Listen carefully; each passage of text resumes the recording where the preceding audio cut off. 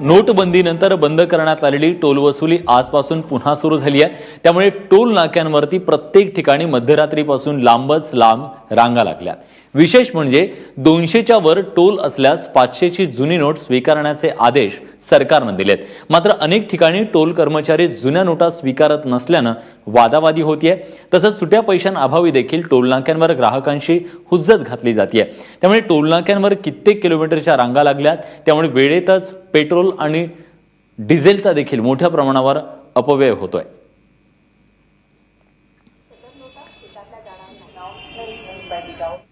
मुंबईतल्या दहिसर टोल नाक्यावरती 500ची जुनी नोट स्वीकारण्यास टोल कर्मचारी नकार देत असल्याने वादावादी पाहायला मिळाली।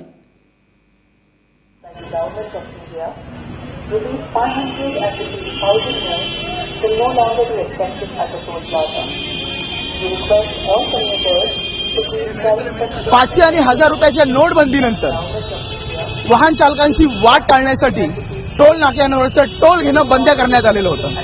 मात्र आज पुन्हा एकदा टोल घेणं सुरू झालेलं आहे। बऱ्याच दिवसानंतर वाहन चालकांना हा टोल द्यावा लागतोय।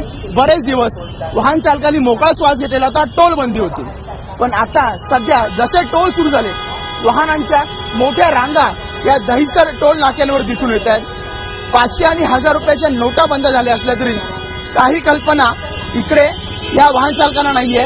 त्यामुळे बरेच वाद इकडे या टोल नाक्यांवर होताना दिसत आहेत। तसेच टोल कर्मचारी आहेत, त्यांच्याना ती सूचना आहे ती सांगण्याचा प्रयत्नही करतात, पण शेवटी 2000 रुपयाची मिळणारी मोठी नोट आणि मिळत नसणारे सुट्टे, यामुळेही मोठे वाद इकडे दिसून येत आहेत। अशाच पद्धतीने एकंदर मुंबईच्या एंट्री पॉइंटवर सगळं चित्र दिसून येते।